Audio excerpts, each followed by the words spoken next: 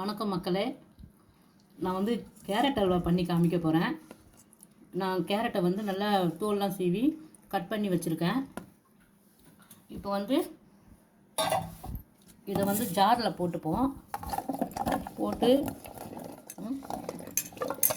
போட்டுட்டு நான் வந்து இது கூட வந்து ஏலக்காய் போட்டு நான் அரைச்சிடுவேன். எப்போவுமே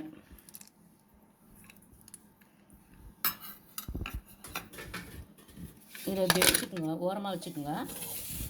இப்போ வந்து பால் வந்து கட் பண்ணி தனியாக காய்ச்சி வச்சுக்கோங்க. இப்போ பாலை வந்து ஒரு பேக்கெட் பால், சின்ன பேக்கெட் தான், கட் பண்ணி அது கூட இந்த டம்ளர் நிறைய தண்ணி வச்சு காய்ச்சி வச்சிடலாம்.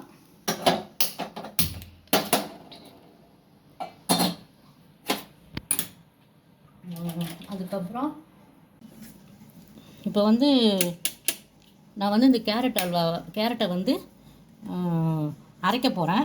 நான் எப்பவுமே அரைச்சி தான் எடுத்துப்பேன். அதோட வந்து ஏலக்காய்லாம் போட்டிருக்கேன்.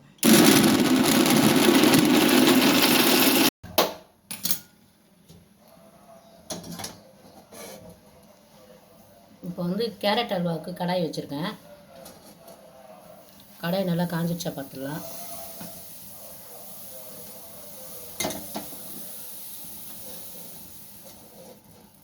கடாய் நல்லா காஞ்சிடுச்சுங்க. வந்து சிம்மில் வச்சுக்கோங்க. நெய் விட்டுருங்க. நம்மளுக்கு தேவைன்னா கொஞ்சம் எண்ணெய் கூட போட்டுக்கலாம். முந்திரி போட்டுக்கோங்க.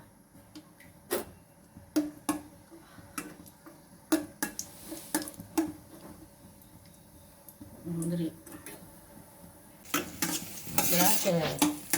திராட்சை போட்டதுக்கப்புறமா போதுங்க. கேரட்டை நான் வந்து இதை நல்லா அரைச்சி வச்சுருக்கேன். அதை நல்லா அந்த நெய்யில் போட்டு நல்லா ஃப்ரை பண்ணிக்கோங்க. நல்லா வதக்குங்க. நல்லா வதக்குங்க.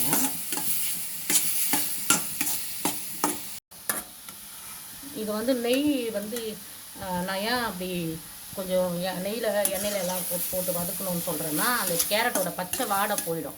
அப்போதான் நம்ம அல்வா சாப்பிடும்போது அந்த பச்சை வாடெல்லாம் இருக்காது. சரிங்களா?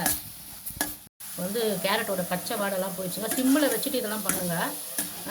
கேரட்டோட பச்சை வாடெல்லாம் போயிடுச்சு. இப்போ நான் வந்து 1 கப்பு சர்க்கரை சேர்த்துக்கிறேன். வந்து சர்க்கரையை போட்டுட்டு இருந்தீங்களா? இப்போ வந்து சர்க்கரையை போட்டுட்டோம். இப்போ வந்து காய்ச்சி வச்ச பால் இருக்குது இல்லைங்களா? அந்த பாருங்க. இதை வந்து இதில் சேர்த்துக்கணும். காய்ச்சி வச்ச பாலை இதோடு சேர்த்துட்டு நல்லா கிண்டிக்கோங்க. நல்லா கிளறி விட்டுருங்க. இங்கே பார்த்தீங்களா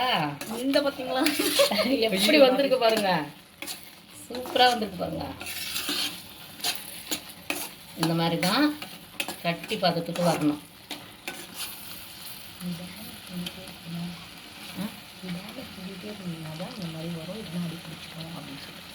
நீங்கள் இந்த மாதிரி கலரி விட்டுக்கிட்டே இருந்தீங்கன்னா தான் நல்லா அடி பிடிக்காமல் இருக்கும்.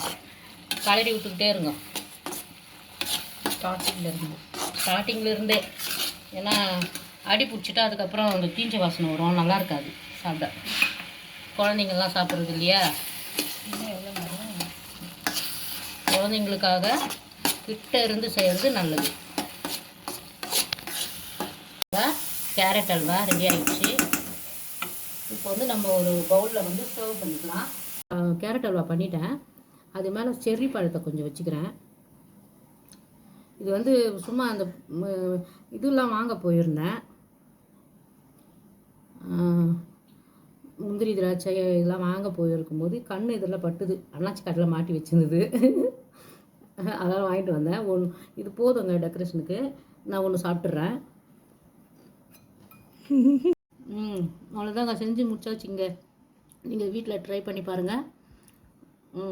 வணக்கங்க. என் பேர் மலர்கொடி. சுமாரான சமையல். எங்கள் யூடியூப் சேனல் பேர் தான் அது சுமாரான சமையல். சப்ஸ்கிரைப் பண்ணுங்கள், கமெண்ட் பண்ணுங்கள், ஷேர் பண்ணுங்கள். அப்புறம் அவ்வளோதாங்க. லைக் பண்ணுங்கள், அதை தனியாக எடுத்துக்கலாம்.